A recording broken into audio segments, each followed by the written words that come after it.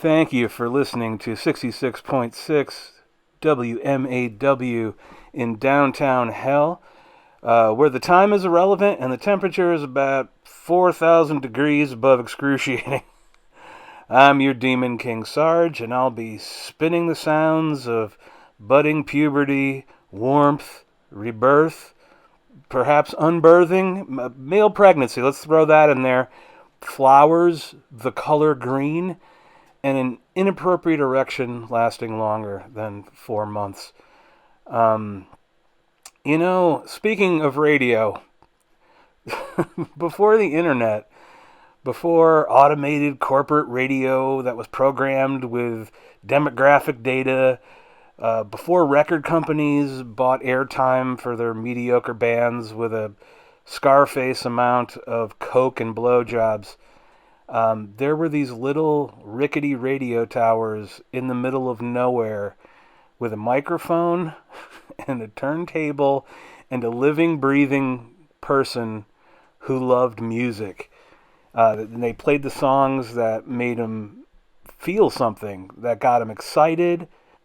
Before viewer numbers on Twitch, there was this beautiful unknown of how far that archaic radio signal could reach. Maybe you were pouring your heart and soul out to 3 people who were only listening because you were the only station they got. But then, you had to go on the air with a part of you believing that maybe you were playing these pieces of your heart to the world, and that what you did mattered. And that's the spirit of Devil Dog Radio. And as our brothers to the north stated so eloquently, this is the spirit of radio. Listen, it's not even guilty anymore because I don't give a shit, but that is Autograph doing Turn Up the Radio. Now, music for me, it was like what my brother and sister were listening to at first. It was like the Monkees and Elton John and Black Sabbath and Yes and ELO and Santana and Olivia Newton-John. These are my brother and sister, by the way. Guess which one's which? Black Sabbath, Olivia Newton-John. Fucking Olivia Newton-John passed away last year. And I'm not making fun because I fucking loved Olivia Newton-John. Did you know, and I bet you didn't, my very first concert was Olivia Newton-John off the Physical tour. Let's get physical, physical. The whole workout thing. I mean, obviously I never took her advice, but I was there live and it was fucking awesome. And I still love her music. But anyway, it was all that. And then when I first could start liking music that I, went and sought out, of course I went to Ozzy and Black Sabbath because I was already there. But then I got into like the metal, the early 80s metal, and there was good, and then there was mixed in with bad, and Kiss, yes, AC/DC, Van Halen, all of that shit. Like, there's some great stuff in there that stands the test of time. Bands like, Trickster, and Jackal with a Y, and Helix, and, some not so much. But that band had a one hit with that song, and it's corny. Turn Up the Radio with the, I know, but there is some part of me, it brings me back to a really happy, it's just, that song has a lot of good memories for me. And I'm even going to be honest, as dorky as that guitar solo is, it's really melodic and cool. Fine, I'll die on this hill if I have to, but I'd probably roll down at first, but I really like that song. So, now, I mean, I'm not going out and buying the vinyl 45, but I can enjoy it. When you were young and it kind of, you had to defend what you liked. Someone would be like, hey, I really like this Linda Ronstadt song. And the other guy would go like, you're a pussy. You got to listen to fucking Bachman Turner Overdrive and fucking Foghat and burp, burp. And then you had to argue, and then you were fighting. It was horrible. And I got into the punk scene, and the punk scene wasn't very forgivable for any of the other shit I liked. They ended up being just as closed-minded as everybody else. Metalheads, and as you get older and you stopped wanting to get into a fist fight every time you voiced your opinion, you decided, fucking who gives a shit? I like what I like. Some of it's really cool.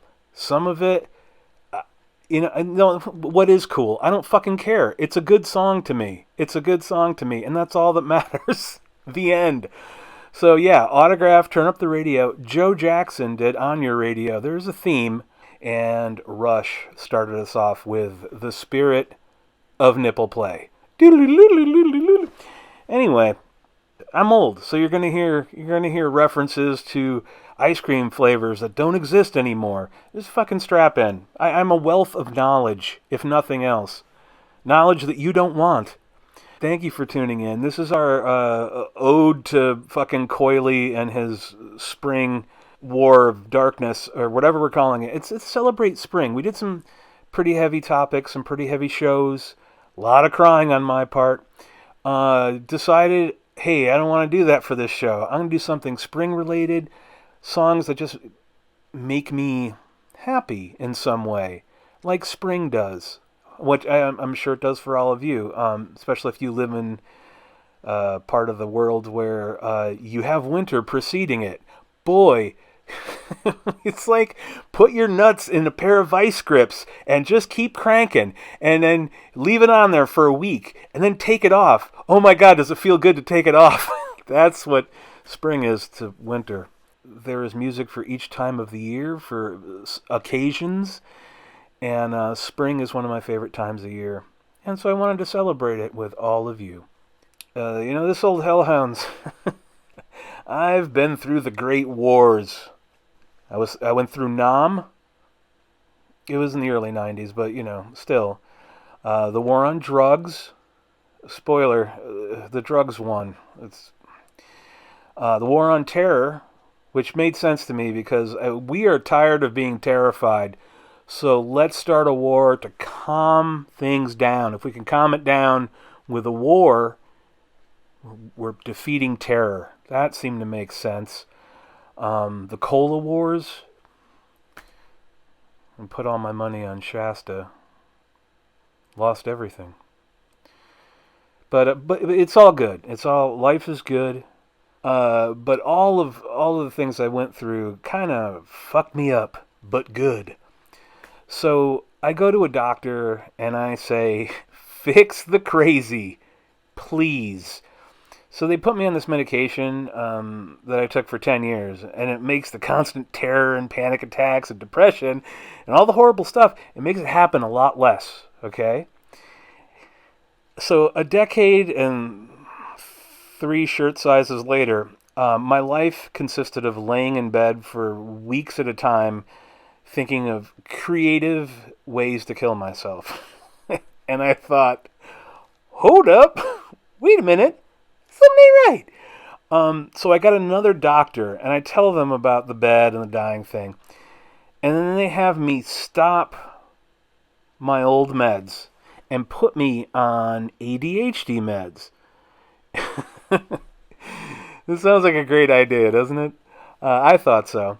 So the guardrails I had on the black box recorder of all the horrors, that was kicked wide open. Like your mother's vagina, just boom, like an old Western saloon, boom. And so now we're living, I am living in a wide awake nightmare of panic attacks and stomach pain and never sleeping. Obviously, hindsight's 2020 or 60 Minutes or whatever show that is, but it's like, I remember at the time thinking, so just stop the old meds? Like, my PTSD and all that is still very much a thing. And you just want to release them into the wild because they were all drugged up and on their best behavior. What parole board is this? What? If you could just give a lot of pills to Charles Manson, and just if you could give him the right connection, he's pretty pleasant during the parole hearings, and they bought it.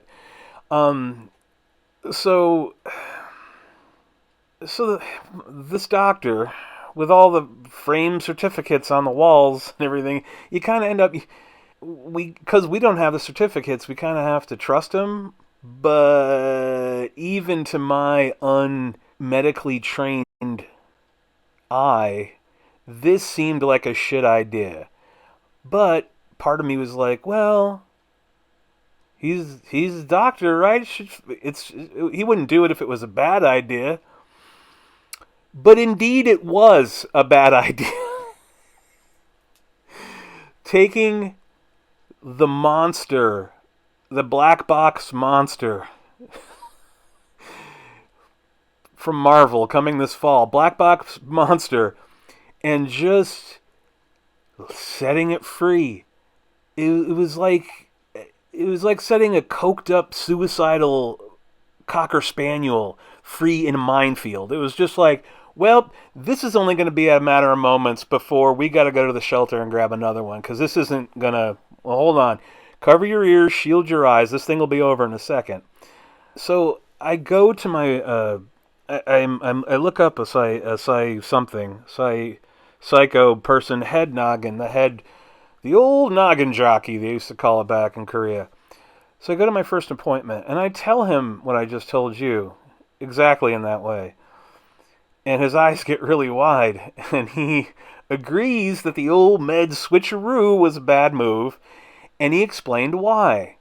He said, and I'm quoting here, "That's really dangerous. There's data that shows that when you make a switch like that, the underlying disorders are still there, and the ADHD meds gives the brain the motivation and focus to actually follow through on suicidal thoughts." So, yeah, Doc, I got a lot more energy. I can focus again, and now I'm really putting a lot of time and effort into completing my murder-suicide machine. So, feels good. Feels good to work with my hands again. Thank you. Thank you. It'd be a great fucking commercial, wouldn't it, you know? Get your life back. Find your motivation and confidence again, so you can finally get around to hanging yourself in the kid's bedroom and horrifying them into a coma. You just zoom into like a suicide letter that says, "This is all your fault. Love, Daddy." Stratera. Brighter days are ahead. You know, you're going to have somebody in a field. There's going to be some sun and butterflies. It'll work. So yeah, needless to say, I'm looking for a new doctor. But when you hear that song, arm out the window of the car, windows down, beautiful spring day, stereo cranked up, just a gorgeous country road. Come on, I mean, that isn't a dream. I do that. That's on my spring playlist, and it's just, that's one of the songs. It's just one of the songs. You can't help but smile and feel fucking hope.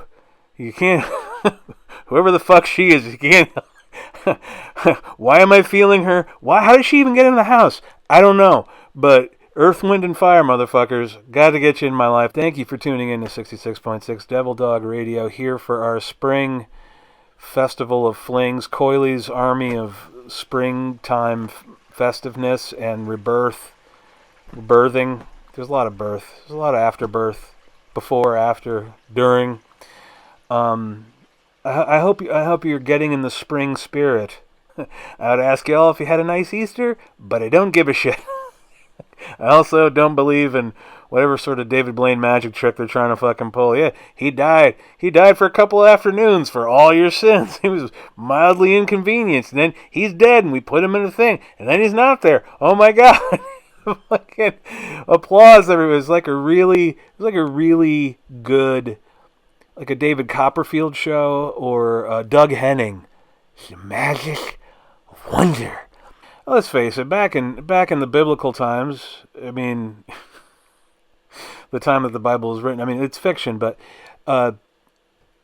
let's be honest, man. If they saw a fucking grasshopper, they were astonished, like, oh my God, there's some crazy thing, and Jesus made it, and they were easily impressed. Let's just put it that way. The bar was low. So Easter Schmeaster. You know how I knew it was Easter? Me and my pack went out. We were going to go grocery shopping. and we're driving to this big, all the stores are in one place, and the parking lot's the size of the Enormo Dome, and there's no cars in it. I'm like, what the fuck, Omega Man? What? It's just we slept through the apocalypse. What happened? And then we remembered, oh fuck, today's Easter. Oh shit, shit. Now we're inconvenienced. Thanks, Jesus. What the fuck? If you like what you hear, give a tip and a follow, or just the tip is fine. A lot of blood, sweat, urine like tears go into the show, and I am currently unemployed, unemployable, unemployable. That's what you are. Unforgivable. I'm gonna sing it with Howard Taft from Beyond the Grave. Sarge, usually like to get the artist who recorded the song. No, Howard Taft. We need Howard Taft. I don't know if you can string together speeches or, hey, AI, make that happen. Howard Taft sings the classics. Another true story. Not like the Easter thing, but something that actually happened. So I was filling out a form online. I was renewing my poor people health insurance. The poor people health insurance that gets you doctors that just stop all the medication suddenly and take something else that'll give you the courage to kill yourself. Thanks, Doc. Awesome. I can't wait. To write a Google review. You are amazing. But I had to renew my poor people health insurance, and they wanted to know my status. And the options were, and let me just preface this. This is true. I'm not making this up. So the options were, in this pull-down menu, married, separated living together, separated living apart, divorced, widowed, never married. There's a lot to unpack here. Hold on. Just hold on a second. Every single one of those selections, I realized, is a fucking tragedy. It's a tragedy. It's a one or two word tragedy. Congratulations, you've done it. The most succinct writing ever. Married, well, that's its own kind of tragedy. But so that's that. You mean we can't sleep with other people? That's a tragedy.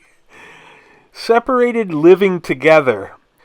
Why not change that one to a very good chance of having my belongings stolen, smeared with feces, and or getting stabbed in my sleep? I mean, maybe that was too much for the pull-down menu, but it really is accurate. Separated living apart. Yeah, thanks. Thank you so much for reminding me of the cold, empty bed I masturbate in. It's sweet of you to bring it up. I haven't thought of it for over 6 seconds, and now I am. So, awesome. Then they had, what was the other one? Was it divorced? Yeah, divorced. Like, the other one sort of felt like beating around the bush. So, but that was divorced, which translates to, did you stand in front of a judge so they can officially put their stamp on your failure of a train wreck of a fucking marriage? You did? Well, this section's for you. Great, that's the selection. Pick that one. Divorced. Awesome. You nailed it. High five, everybody. Widowed. Hadn't seen that one before. Widowed. The bitch died? You lucky bastard. I don't get to pick that one. And by that I mean, like, if someone professes their undying love to you on their deathbed, you can go about your life like the old man from Up, probably, and someone loved you through eternity, and that's beautiful. However, if they cheat on you, I don't know, I'm just making stuff up. If they cheated you, punch your dog, steal your shit, and break your heart, it's not quite as romantic, It's like, oh, now the memory I have of that person is filled with ass-clenching ire. But with a dead spouse, you can always lament that love you shared, and you can kiss their picture every night as you jerk off into an old tube sock. I don't know what you do at home alone. I don't want to. But that's beautiful. But of course, the other side of the coin is they were an abusive, gaslighting cunt, and you're glad they're dead. So there's that. I mean, either way, that's not a great choice. So the crux of the crucifixion I'm trying to get to is they did not have the word single as a choice. They changed it to never married. Again, 100% fucking true. Never married. It sounds like the sad end of a eulogy. Todd never married. He died alone, having never known the touch of anyone other than a parent, doctor, and that one Christian camp counselor. But that's it. What the fuck is so wrong with being single? Or I don't understand that. Somebody said in the chat, I was legally married to a woman way back in the day. So was I, though we'll leave woman in quotation marks because we don't really know what the fuck it was. That was a long time ago. But for eternity, I get to be labeled as divorced. A fucking farce of a sham of a mockery that ended decades ago now has to hang around my neck like a fucking albatross every time I want to get medical coverage or apply for a loan. I mean, what are you supposed to fucking do with that? Like, sit on the other side of the desk with the person with the clipboard and says, here, you're divorced. I am very sorry. Yeah. She's probably dead, and I don't give a shit. It was the only status your fucking website let me use. So, if you want to give me a pity loan, fucking do it. Otherwise, shut the fuck up, Nathan. If that is your real name. So, yeah, that was fun. And anyway, I did get my poor people health insurance, so lucky me, I can keep going back to Dr. Frankenputz for zero deductible. You get what you pay for. In this case, it's the courage to die. The Maw, Devil Dog Radio. That was the Futureheads doing Worry About It Later. I am your Hellhound host, Sarge, and I'm going to be bringing you music until I fucking feel like it. It's a celebratory celebration of spring and all the coiliness that we can muster under these trying times. I hope you're all doing well. I need to take a moment. My wolf brother Ursus is in the hospital. Again, hate to bust your balls, but it's true. And we love you and we miss you, and we want you to fucking get out of there as soon as possible. Not like don't fashion a rope out of bed sheets and shimmy down the side of the building.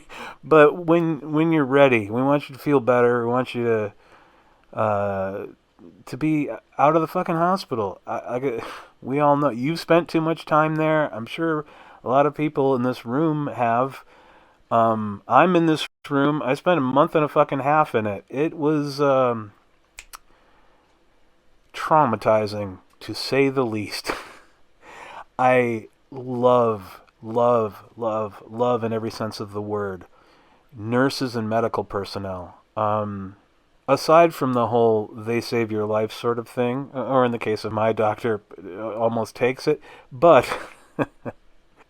hospitals are understaffed. Nurses and the people who clean the rooms and deliver the food and clean the toilets and the floors, and we're 12-hour shifts. It's talk about thankless work, and you don't get paid. You don't get paid what you should. They're amazing. At least the people that I had caring for me. It was up in New Hampshire, but I cannot say enough wonderful things about them. They went above and beyond the call. My husband was there. They even took care of him. He would work all fucking day, go home, take the dog out, feed her, come to the hospital, stay there until 10 at night, drive back, go to sleep, wake up, and do it for a month. And yeah, you find someone like that, you fucking marry him. And I did. I didn't. There's no crying. What is? Fuck the hospital crying. We're not doing this. Okay, sorry. That went off the rails emotionally. But anyway, I'm happy for you that you have a light at the end of the tunnel. You have a goal. You're moving towards nothing but love and a better life. And I couldn't be happier for you, truly. What I love most, let's just talk about, this is about spring. This is a celebration, really, down at Hoffman Toyota. Please, come on, come on. Push, pull, shove, drag, tow. Steal somebody else's car. We'll give you money for it. It doesn't matter. You do not need a title. What is it, a lawnmower? It's got a steering wheel and 4 tires. We'll take it. I'm going to tell you, you didn't ask, but I'm going to tell you what I love most about spring. What I love most about spring. An essay by Master Sarge. This is gonna sound really hippie and weirdish, but again, I don't care, and B, it's true. Like, it's true. The sound of birds returning. I'm not an avian enthusiast, if that's even a thing, or if I even knew what that meant. I don't know. I could spot a robin, I guess. But I don't really know what they sound like, and I don't know if they migrate. I don't know a lot, and I don't pretend to. But I do know that when the weather starts getting warmer, the songs in the trees change. There are different birds in town. The spring, summer birds, they fucking packed up and moved out of Florida really early, and I get it. Just listen. I'll open my windows. Come spend winter here. Don't go down there. It's all bad. No offense, but your state is a shithole, and I wish they would blow it up and send it out and it just fucking sink it. Just scuttle the fucking whole thing. Sitting outside in the sun with little or no clothes on, feeling warm sunlight on my fur and skin makes me so fucking happy. That's why you'll see me with sunburns all throughout the warm months. Why? Because it just feels so fucking good. What about skin cancer? Yeah, whatever, I guess. There's people who don't go outside and get cancer. Worry about it later. Worry about it when the tumors show up, I guess. I love it when the fucking trees bud. You know, they're all just brown little whippies now, and they're just, it's like a Halloween thing. They're just skeletons now. But then you start to see those little buds on them, and you're like, fucking yeah, the ride has started. When you see the buds, that's how you know shit's getting real. Easy 420. Opening the windows and doors of the house and airing out my stale broccoli farts into the ozone. That is a good feeling. As someone who constantly has to be doing something, I love to clean, and man, a freshly cleaned house with the windows and doors open in the spring. And there's a thing called, they even came up with a name for it. It's called spring cleaning. It's just get all the old shit that you fucking accumulated because it was too cold and painful to go out the front door. It's too cold to do anything. It's horrible. And finally you get this, I don't feel like dying in bed anymore. Let's start cleaning some shit, and it feels good, and you put music on, and you open the windows, and you get all the bad out, and all that beautiful air, all that beautiful spring air, and of course, the energy and the good vibes you get when spring rolls around. You know, we've been in a death spiral all winter, and you finally feel like this touch of hope and happiness, and you finally have a little boost to like do things you enjoy. Like, oh, it's so fucking nice. I want to go. I'm gonna drag the grill out of the garbage or out of the garbage. Easy. If my husband's listening, I did drag your grill out of the garbage and rebuilt it and put a sticker on it. But as far as you know, it's new. I'm joking. I know a lot of our furniture is out of the garbage, but your grill was not. But you pull your grill out of the garage or garbage, and you start buzzing around, and you're doing yard work, and you're going for a walk or a drive. Like, let's go out. Let's fucking go out. Nobody says that in the winter. And listen, there's some people who ski and snowboard. And you said I was mentally ill. No. When there's snow out, we we gotta pack on weight and sleep. I know I do that in the summer too, but yeah. Another thing is, and we talked about this before, with the earth, wind, and the fire, going for a drive and cranking the music on a spring day. Fucking pure joy. I'm fucking singing at the top of my lungs. I'm pounding on the doors and the roof. I'm cutting people off in traffic, and it's amazing. It's awesome. You really need get in the back seat. We'll go for a drive. Spring drives are the fucking best. And the number one spring thing that Sarge acknowledges is a thing he enjoys is the smells. The smells. Isn't that a band out of the Netherlands? Shh. I didn't give you permission to talk. I mean, I don't have to explain smell. Well, maybe I do. I don't know. Some of you may have been in an accident or had a series of strokes. I don't know. But you can't explain it because it can't be. It's unexplainable. It's unexplained. It's like the Bermuda Triangle or how cats work. Science doesn't know the answers. They just don't. If I shoved your nose into a season-scented cologne, you'd know what spring was right the fuck away. You would. It's just that distinct. It's like your lover's crotch or the smell of vomit or someone who just shit their pants. It's distinct and undeniable. Anyway, you are listening to WMAW right here in downtown hell. And we are celebrating the rebirth, the rebuttal of the seasons. Or, I don't know what we're really doing.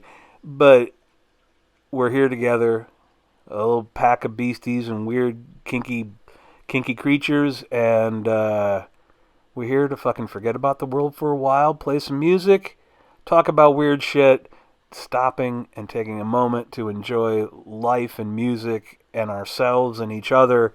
And our bodies, oh God, our bodies just pressed together, sticky and trembling.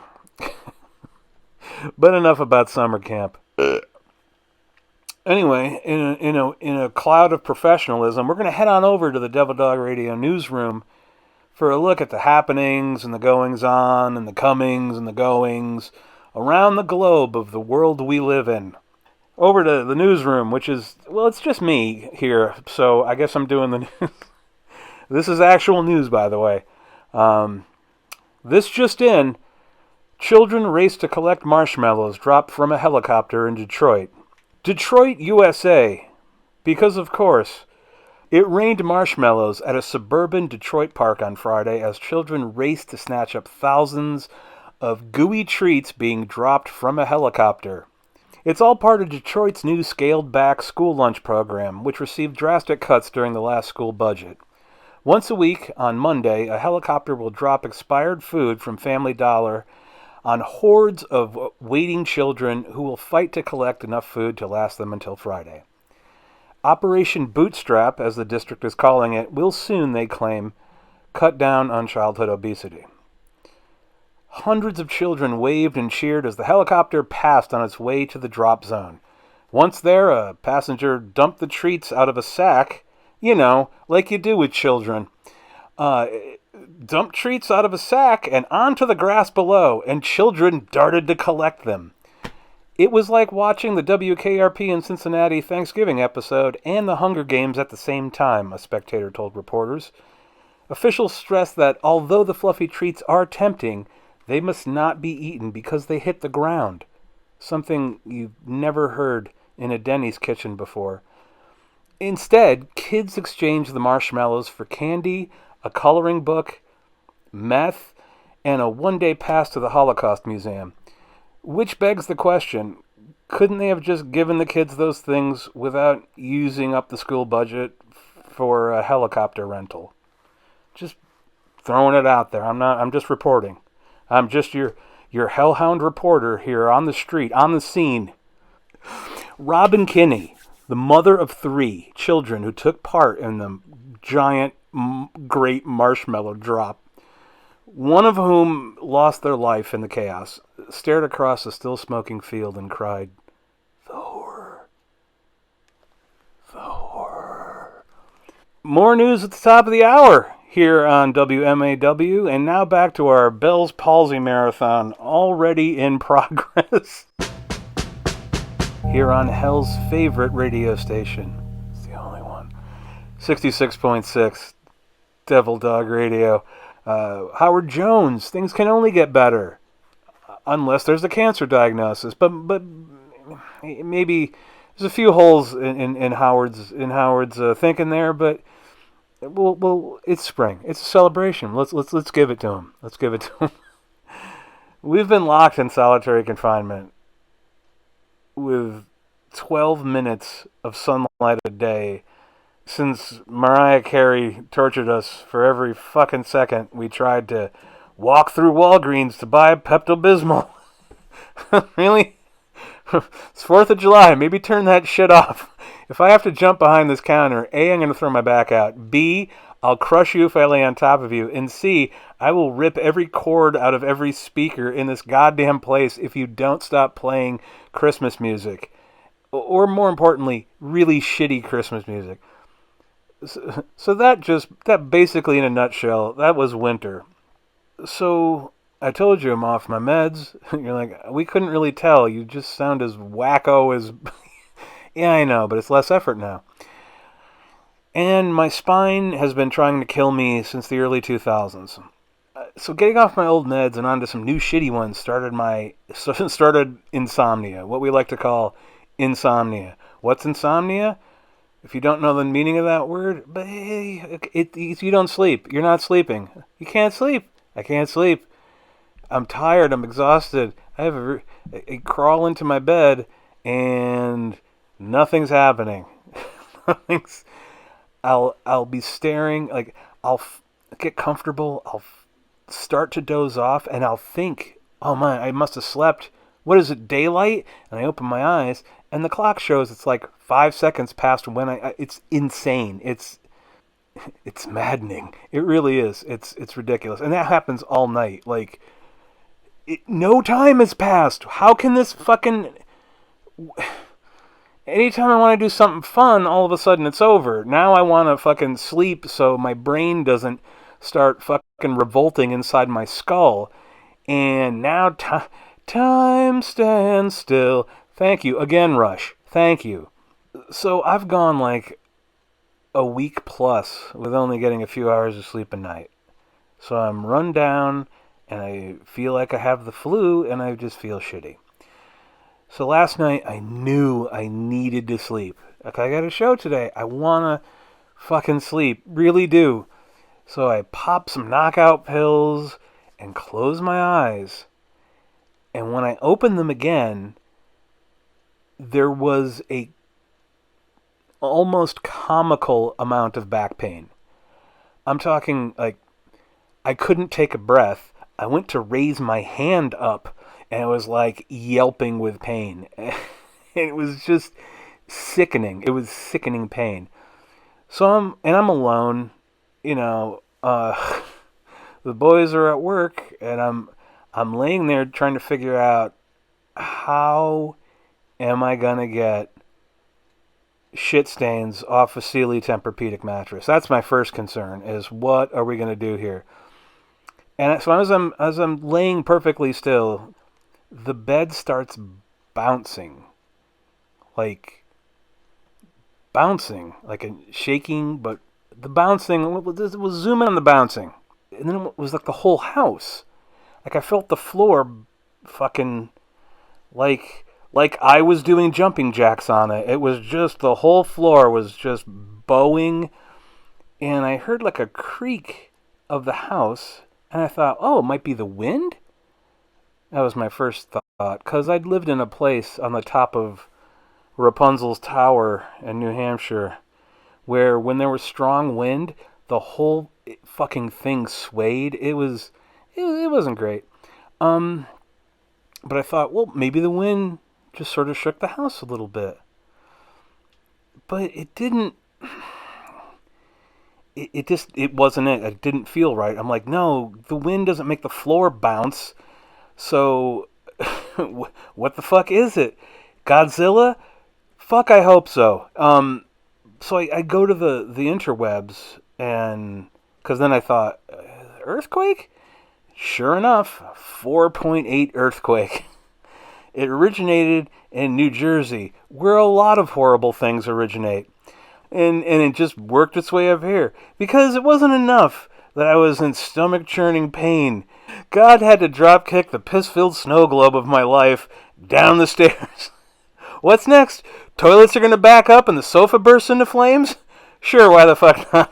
Whatever you need to do. Bring it on, life. Come on. I'm at the end of my rope, so could you please shit on my face and kick me in the teeth, because it's too easy. It's too easy now. Let's get some natural disasters. Let's get some earthquakes, some wildfires. Fucking locusts. I didn't know they were in the vents, but apparently they were. It's just fucking end times is what it is. It's the end times. So, yeah, so let's, be grateful. I mean, I hope no one was hurt. It was just very weird, very timely. Just laying perfectly still because breathing hurts. I got it. Earthquake. Let's do it. Fucking earthquake. And pilot Scott Tracy started my day off with Human Earthquake. Thank you for tuning in. We're having a spring thing, and it's all music that makes not always lyrically, but just the feel of it I don't know why. There's no rhyme or reason. I feel how I feel inside. Dad, I like boys. But we're left with the question, not the obvious one, what's wrong with Sarge, but what the fuck is life about? Spring, right? It's renewal, it's rebirth. What are we doing? What the fuck are we doing? I am seriously asking why. What's the reason for all of this? What the fuck? We're these animals who were left alive too long and got too smart for our own good. So we found a way to turn life into torture, and we have a set lifespan. We get from the moment we drop out of the mommy cave to when we die. For some, that might be 100 years. For others, stillborn. It's all part of God's plan, apparently. Well, honey, I mean, it's not all bad news for the stillborn. Well, honey, do you want to blow the college fund on like jet skis? Because it's all freed up now. We got. Listen, if it's stillborn, you can't get that upset. How long did you know it was dead on arrival? I mean, it's no attachment. I remember the time we played ball. No, that you caught the kid. You caught the kid before it hit the floor. That was your ball. I don't know why you brought a fucking baseball glove to the delivery room. Either way, did I cross the line? If not, I can keep going. So, and I thought about it. I mean, I thought about the whole stillborn baseball thing. I was on the toilet, but I thought, like, why are we fucking here? It's very existential, but it's true. Why are we here? Is it to be happy? Some abstract idea of smiling and laughing all the time. and when life isn't screaming fun 24/7, we feel let down and depressed. Life isn't meeting my expectations, said everyone ever. I mean, I don't have all the answers, or any of the answers, really. I cheated off the kid next to me all through school, so I don't know what the answer is. I'm glad he did. But we get so transfixed on this lofty ideal of like what life's supposed to be. It's some destination. Like we're running after a carrot, and we're gonna die before we realize that that carrot was never gonna be ours anyway. I always wonder like what am I doing? What the fuck am I doing? And why? I mean, when I wake up and I see messages from my pack letting me know that they got into work safe, or friends reaching out, I'm reminded that I have people who truly love and care about me, and who I truly love and care about. We are living in a home, a house. I look at the roof over my head and I'm just like, holy shit. We sacrificed and struggled and we fucking did it. But it, we reached that goal, but did that make everything? Now it's just fucking MTV's spring break dance party? No, these goals are cool and everything, and they do, yes, they enhance our lives, and they're meaningful, and I never take for granted how lucky we are to, well, it's a mixture of luck and hard work and determination, because I don't want to, in describing what we went through, I never want to diminish the fucking work and sacrifice and effort that we put in. To say, oh, we're lucky. Yes, there was some luck involved. The fucking housing market, there was some luck, and there was some creative writing involved. But the point being is, it is luck, and it's friends, and it's people you love, and it's hard work, and it's kind of all of that shit. It's not just one thing, there's not it's not a lottery winner on every block, like it does. Sometimes it just happens. Sometimes they roll the big bus up with Ty Pennington and they wheel out Ed McMahon's corpse and they give you an oversized check. Like, great. It hasn't happened to us. It doesn't happen to most people. Like I said, I look at the roof. I remember the years sleeping in our friend's living room, and I feel so fucking grateful. I even look at the plants that I have and flowers and animals with like I fucking with literally with childlike wonder, because of how beautiful and pure they are, and how happy the smallest interactions make me. I go over a friend's house and they have a dog, and because I lived there for such a long time, we got a special thing going, and it's like I just go outside and play fetch with the dog, and it's just I feel happy to be and honored. Like that was once a gray wolf. How the fuck does this thing so happy to see me?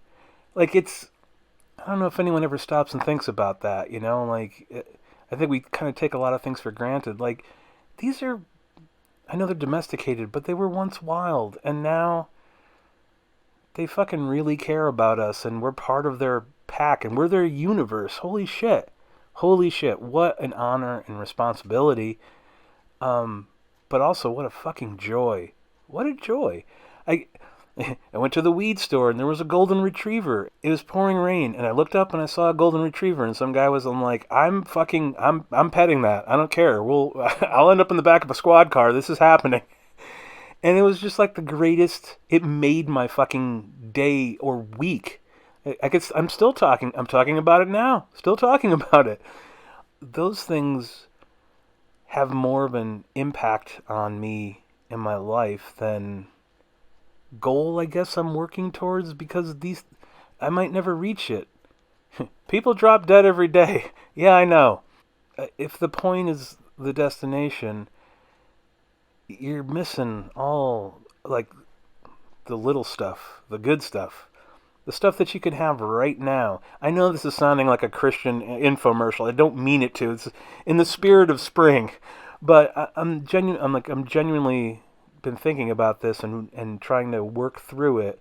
When my boys come home from work and we cuddle and we have dinner, and like the feeling of emptiness and fear goes away, and I feel, whole and secure and happy when I'm able to reach out to family and friends and even strangers and sort of ease their pain or reassure them, to let them know something beautiful I see in them, or that I appreciate what they do or who they are, and maybe help them understand that, whatever they're going through, they're not alone, and that someone actually cares about them. When I do that, I feel I have like worth and purpose. What I'm trying to say is, if I could wrap this fucking thing up, and what I'm trying to say is, don't miss the intangibles. Like, don't miss nature and simplicity. Don't miss a chance to reach out to the person beside you and hold shit. Don't be afraid to hold somebody's hand and say that I don't know what's going to happen next, but whatever it is, we're going to face it together. And I'm not going anywhere, and you're not alone. And I guess I came to the realization that life isn't about making me happy. It's about making sure that we all feel safe and secure and cared for and loved enough to be ourselves, appreciate and enjoy the things that really matter. I mean, I go sit in the sun. I watch squirrels and birds. I reach out to someone and check in or just say hi or send a stupid little sticker or a little gif of 9/11. Something. Just something. But I guess what I'm trying to say is, don't postpone happiness and love and compassion. Don't put that off for another day, because all we really know that we have is right now. And maybe I learned that lesson from my mother. Used to drill that in my head.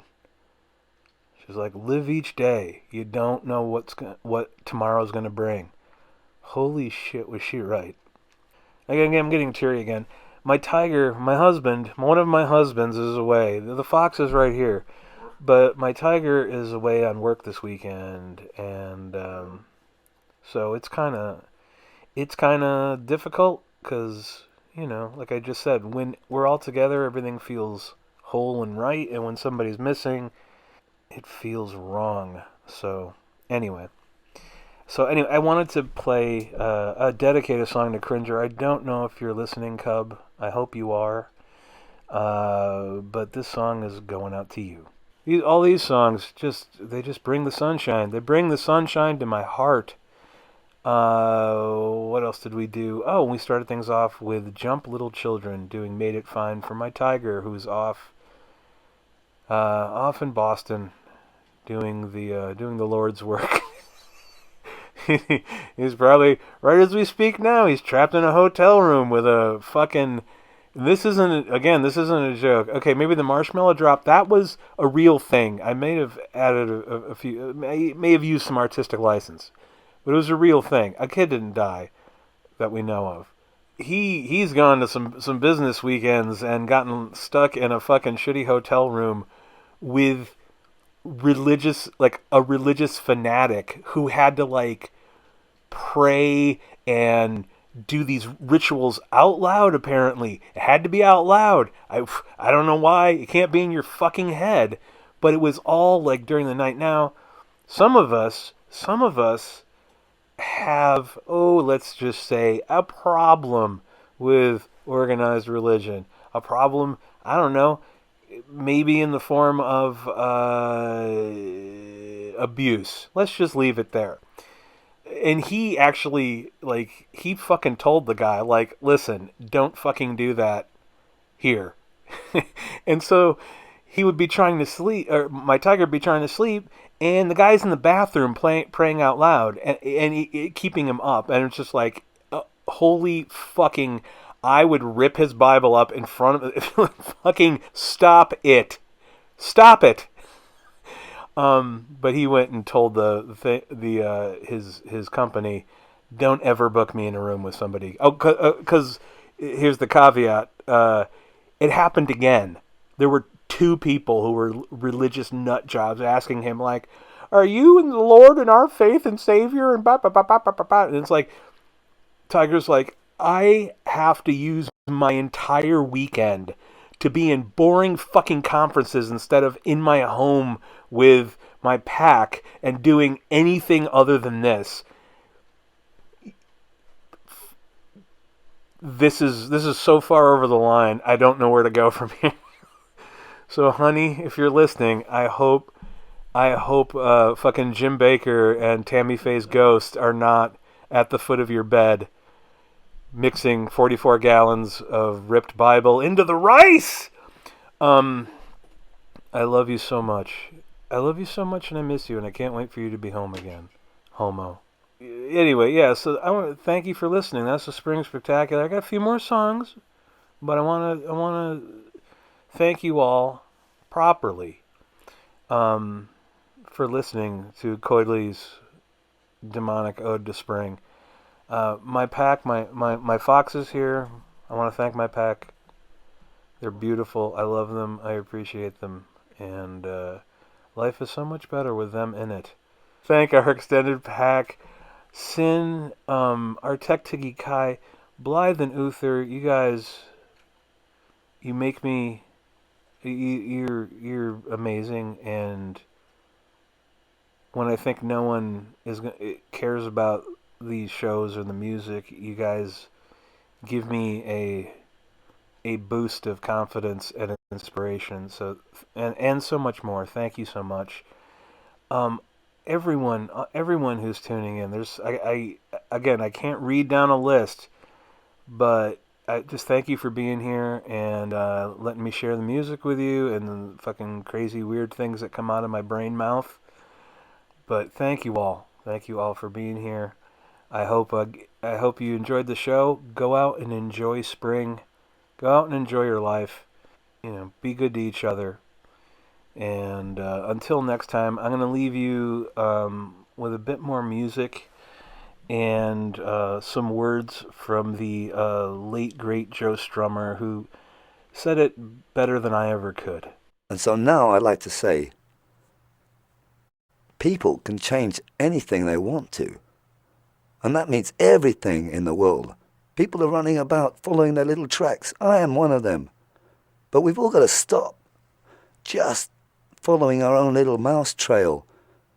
People can do anything. This is something that I'm beginning to learn.